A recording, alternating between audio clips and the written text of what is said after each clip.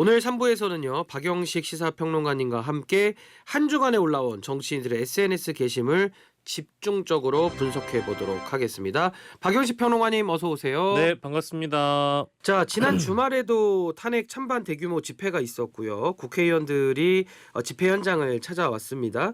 이 가운데 이철우 경북도지사 발언이 좀 화제인데 이분이 올렸다가 빠르게 삭제한 글 어떤 게 있습니까? 이철우 경북도지사가요. 페이스북에 지난 12일에 이런 글을 올립니다. 윤석열 대통령 각하 부르기 운동을 합시다. 이제 이런 글을 올렸다가 빛의 속도로 삭제를 했던 그 이제 해프닝이 있었습니다. 그럼 지금은 이제 찾아볼 수 없는 글이죠? 예, 찾아볼 수가 없는 아하. 글인데 뭐 이미 요즘에는 정치인들 SNS라는 거는 대부분 이제 캡처가 되기 때문에 네. 일단 올려놓으면 바로 저장을 해놓잖아요, 네티즌 분들께서. 그래서 뭐 이제 포털 사이트에서 다 검색해 보면 보실 수 있는데 이제 이게 뭐 논란이 됐던 게 이제 각하라는 표현 자체가 그 군부 독재 시절이나 독재 정권 시절에나 있었던 그런 권위주의 시대의 표현이잖아요. 예, 이제 그렇다 보니까 이거를 왜 굳이 썼는지에 대한 어떤 의구심 그리고 예. 물론 인용 기각 각하 이제 헌법재판소의 이제 결론이라고 한다면 기각 못지않게 각하라는 것도 윤석열 대통령을 지지하는 측에게는 어쨌든 바람 중에 하나일 텐데 중의적인 의미로 이철우 경북도지사가 썼고 이게 이제 결국 자신의 지지층 그리고 미래 지지층에게 소구할 수 있을 만한 그런 글이라고 생각해서 썼다가 모르겠어요. 왜 지웠는지는 저희로서 알 수가 없습니다. 뭐 기술적 오류는 아니겠죠? 예, 근데 뭐 예. 젊은층이 계속 이제 이거에 대해서 이제 질문을 하니까 설명하기 귀찮아서 지웠다라고 그런 인터뷰는 또 나와 있더라고요. 현재 해명은 거기까지 나와 해명은 있고. 설명하기 귀찮아서 지웠다. 예. 아무래도 뭐 좀 종합해 보자면은 당심에 호소하기 위한 좀 언어 유희 아니었을까 네네. 싶기는 한데요. 네. 이에 대해서 박지원 의원이 SNS에 게시글을 올렸는데 어떤 입장입니까? 네, 내란 수괴를 각하라고 부르잡니다. 상감마마 전하라고 하자는 소리가 나오질 않는 게 다행입니다. 이렇게 또 글을 올리셨대요. 예, 박지원 의원님의 그 음성 지원이 방금 좀 들어와가지고 깜짝 놀랐는데, 네. 자, 뭐 상감마마 전화 이야기까지 나온 건 좀 비꼬면서 이렇게 좀 비판한 거 아닌가 싶은데요. 그러니까 이게 우리가 각하, 전하, 폐하 이게 다 앞에 붙어 있는 표현이 그때 당시에 뭐 왕정 시대나 독재 시대나 이럴 때 보이는 뭐 흔히 얘기하는 지금으로 따지면 뭐 대통령실 혹은 뭐 청와대, 궁전 뭐 이런 것들을 다 의미하는 건데 그 아래에 있다고 해가지고 부하들이 폐하, 전하, 각하 이렇게 불렀던 거니까 아예 이제 각하라고 부를 거면은 그냥 왕 모시듯 모셔라라는 그런 따가운 비판이겠죠. 예. 그러니까 뭐 민주당 의원 중에 박지원 의원뿐만 아니라 이때 당시에 이제 각하라는 표현에 대해서 비판한 분들이 적지는 않았습니다. 예, 아무튼 글쎄요, 뭐 이제 과거로 좀 돌아가진 않았으면 좋겠다. 예. 우리 정치가 적어도 앞으로 나아가야 되겠죠. 그렇습니다. 그러니까 과거 회귀적인 단어에 대해서 아마 박지원 의원이 좀 비판을 하신 것 같고요. 그리고 한편 미국이 우리나라를 민감 국가로 지정한 사실이 뒤늦게 알려져서요. 지금 뭐 대내적인 불안이 좀 가중되고 있는데 네. 한동훈 전 대표의 글을 한번 좀 살펴볼까요? 네. 한동훈 SNS 지난 15일에 글입니다. 뭐라고 나왔죠? 제가 비상계엄을 신속히 막기 위해 앞장선 이유 중 하나도 이번 일처럼 대외 인식이 하락하는 것을 우려했기 때문입니다.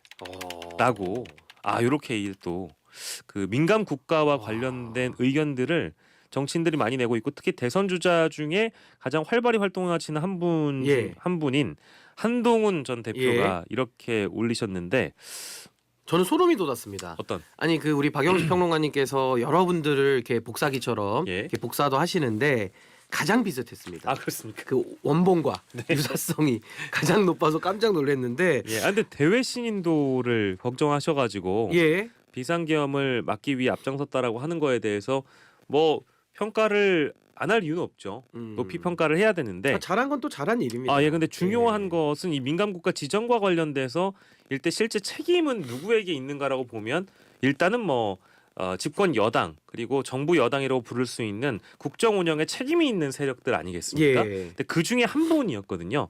근데 이제 비상계엄과 관련돼서는 실제 이 권한이 윤석열이라는 사람에게 있었기 때문에 결국 대통령으로 옹립시킨 국민의힘 그리고 국민의힘이라는 대표를 했었던 한동훈 전 대표 역시도 책임에서 자유로울 수는 없는 인물일 텐데 그렇습니다. 결국 대선 주자이기 때문에 자신이 선택적으로 어떤 주제를 접근해서 아전 인수격으로 이 상황을 해석하는 것은 아닌가 예. 이런 의구심이 저 개인적으로 있습니다. 지난주에 가장 이슈가 됐던 거 네. 거의 뭐 비교급을 제가 막 영어로 쓰고 싶은 마음인데 SNS 게시물 중에 가장 이슈가 됐던 것은 한동훈 전 대표의 글이 아닐까 싶거든요. 예. 때 아닌 영어 공부가 유행이었다고요? 지난 12일에 이렇게 남겼습니다. 어떻게죠?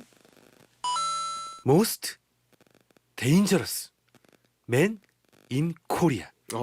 정말 위험한 사람.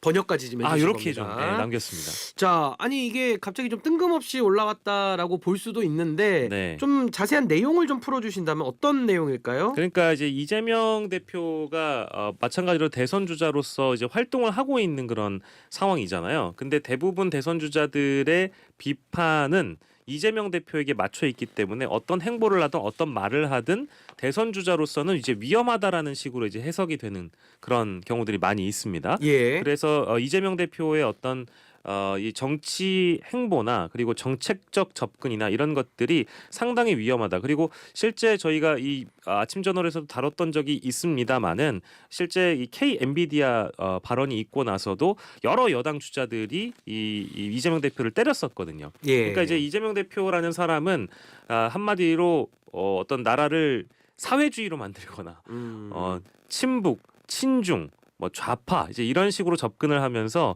나라를 위태롭게 만들 거다라는 그런 인식을 좀 갖고 있으며 또 그 대목을 비판하려고 하다 보니까 이제 이런 표현이 나온 것 같아요. 근데 이제 민주당에서는 이 상당히 어떤 젊은 세대로 속하는 이 김동아 의원이 문법이 틀렸다. 원래는 most dangerous man이라고 쓰려면 가장 위험할 때라는 앞에다가는 이제 더라는 정관사 문구를 붙이죠. 이제 정관사를 예. 붙여야 되는데 그걸 붙인 것 자체가 붙이지 않은 것 자체가 일단 틀렸다. 예. 일단 그 한동훈 대표의 이미지 세팅이라는 것이 굉장히 유식하고 능력 있고 젊은 정치인 이제 예. 그런 이미지 메이킹을 하고 있는데 아니 제대로 알지 못하면서 지금 떠들고 있는 거 아니냐라는 예. 이제 이런 비판을 한 것입니다. 근데 참고로 한동훈 대표 콜롬비아 대학교 로스쿨 LLM 출신입니다. 그것까지 이제 법학 석사 짚어주셨군요. 짚어주시고요. 이제 그런 대목에서 이제 지적을 했고요. 지적이 들어갔고. 그러니까 왜 덜을 붙이지 않았느냐라는 때 아닌 논쟁이 붙고 나니까 예. 뭐 일각에서는 뭐 이제 그런 유치한 접근을 한다라는 비판도 있었고 동시에 아니 이거는 마땅히 페이스북이나 본인 SNS에 쓸 거라면은 문법은 정확히 지켜서 써야 되는 거 아니냐는 그런 지적도 동시에 할 수 있는데 중요한 거는 한동훈 전 대표 역시도 이제 이런 문법을 틀었다는 비판에 이재명 대표 한 사람에게만 이 민주당이 충성하는 정당이다 보니까 이 반격이나 반박도 이거 무리수 아니냐.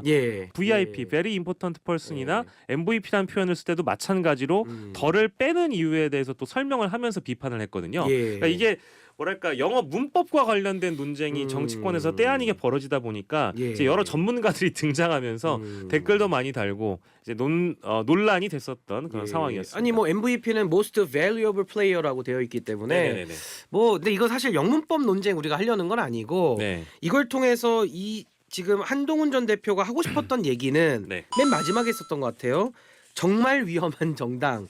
이런 글도 올린 겁니까? 네, 정말 위험한 정당. 이 얘기를 하고 싶었던 것 같거든요. 정말 위험한 정당 그리고 정말 위험한 사람에 대한 그런 대목을 강조하고 싶었다라고 봅니다. 그렇습니다. 예, 어쨌든 이게 이제 그 영어 문법이 중요한 게 아니라 서로 무엇을 목적을 두고 이런 메시지를 내는 것이냐에 대해서 우리가 평가를 해봐야 되는 것이겠죠.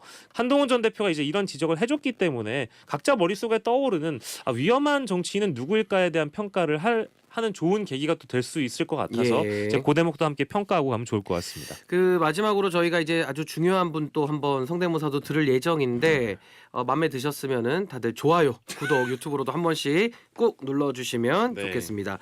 마지막 주제인데요. 민주당에서 홍준표 시장과 명태균 씨가 나눈 대화 메시지를 공개를 했습니다. 여기에 대해서 홍 시장 바로 강력하게 반박했는데요. 어떤 입장 나왔습니까?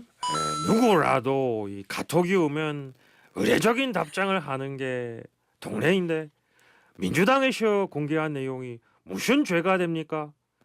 나는 명태균을 모른다고 한 적이 없어요. 알지만 그런 사기꾼은 곁에 둔 적이 없다고 했습니다. 이 민주당 국회의원들 이 휴전하고는 라고 이렇게 남겨주셨네요. 아니 근데 홍준표 시장이 연락한 적 없다라는 얘기는 저도 들은 것 같은데요. 아 근데 예. 이게 지금 몇 번째 이제 거짓말을 하셨는지 예. 많은 국민들이 알게 되셨을 텐데요. 이 카톡도 사실은 까볼 테면 까보라라고 먼저 언급하신 게 홍준표 시장님 쪽이거든요. 예. 그래서 민주당이 어제 기자회견을 하면서 실제 명태균과 홍준표 두 사람이 나눈 카카오톡을 입수해서 공개를 한 겁니다. 근데 이제 그 내용을 보면 안부를 묻거나 어떻게 지내냐는 안부를 묻거나 실제 이 그 명태균과 홍준표 두 분의 관계가 그냥 사기꾼과 광역단체장의 어떤 관계로 보이지는 않거든요. 그 명사장이라는 호칭이 저는 눈에 들어오더라고요. 아 맞습니다. 명사장이라는 이준석 표현도 의원하고도 있었잖아요. 호칭을 똑같이 씁니다. 맞습니다, 명사장. 맞습니다. 이제 예. 그게 의례적인 답장이라고 아하. 평가하는 것은 결국 수사기관과 국민들의 몫이라고 보고요. 그 수준을 이제 민주당을 대상으로 해서 이제 평가를 하신 것 같은데, 예. 글쎄요, 이거는 앞으로 이제 수사 과정에서 두 사람의 관계성을 입증할 만한 실제 증거라든지 증언들이 나온다고 하면 홍준표 예. 시장께서 뭐 응답을 해주셔야 되겠습니다만, 아무튼 저는 어제 나온 카톡을 보고 나서 느낀 점은 지금 건바이 건으로 홍준표 시장이 언급을 했던 대목에 대해서 민주당이 반박을 하는 게 대부분 다 뭐랄까 이 지도자성에 큰 흠결이 되고 있는 것 같아요. 어쨌든 신뢰가 중요하지 않겠습니까? 예. 우리가 정치인에게 가장 중요한 것은 믿음, 신뢰, 이 사람이 얼마나 믿을 만한 사람이냐에 대한 대목인데 SNS에 통화한 적이 없다라는 대목, 예. 그리고 뭐 서로 카카오톡을 나눈 적이 없다라는 이런 것들이 지금 다 증거로서 나오고 있기 때문에 그렇습니다. 이분이 대선 플레이어로서 실제 뛸 때 선수로서 얼마나 큰 신뢰를 가질 수 있는가 전 잘 모르겠습니다. 예, 여기까지 듣도록 하겠습니다. 지금까지 박영식 평론가님과 함께했습니다. 오늘 말씀 대단히 감사합니다. 네, 고맙습니다.